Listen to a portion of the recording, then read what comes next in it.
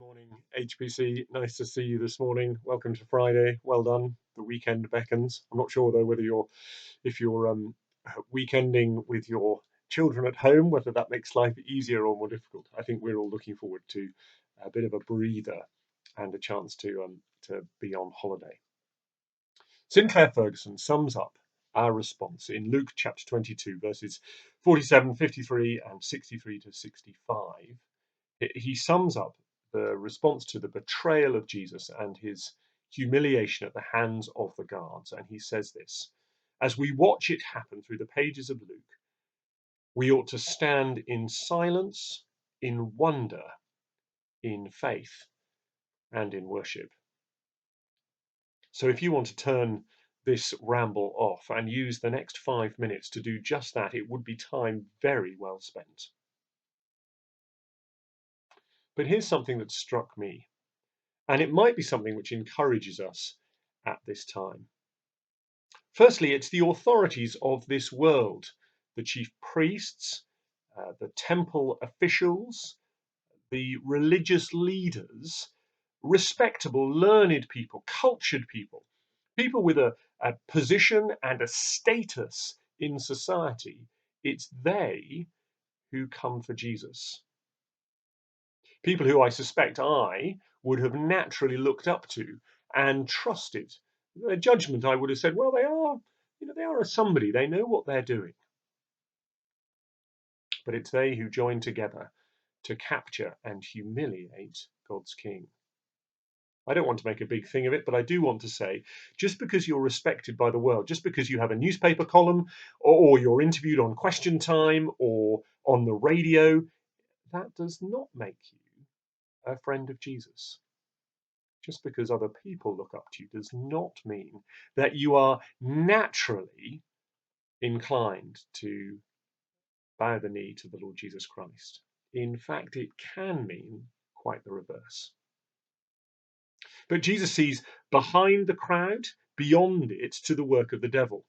He says, doesn't he, but this is your hour when darkness reigns. The devil is a cunning foe. If he can persuade this assortment of sophisticated, intelligent, cultured people, people who knew the Old Testament scriptures far better than you and I do, if he can persuade them that killing Jesus is the right thing to do, is a good thing to do, he can certainly trip us up. Not for nothing are we told to daily pray, deliver us from evil. But the religious bigwigs, and even Satan himself, fail to see that they're actually fulfilling God's plan. The plan by which Jesus' death will conquer death.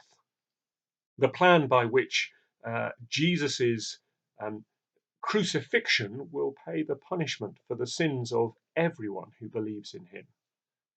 The plan by which the long-promised seed of a woman, all the way back there in Genesis chapter 3, verse 15, will crush the head of the serpent.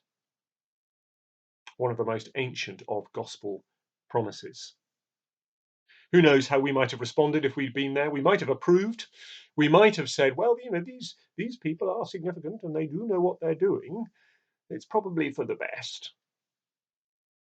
We might have laughed cruelly as the soldiers mocked Jesus.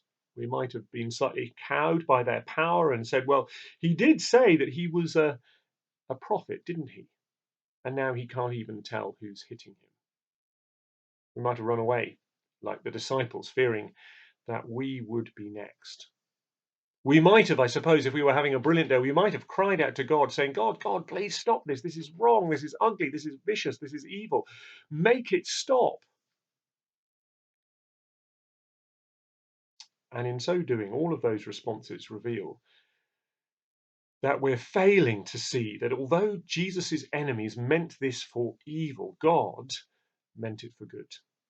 Jesus' suffering, our salvation, Easter itself, should always remind us that God's power, his ordering of the universe, is able to take the darkest, the blackest, the most horrendous evil and turn it to the good of his people.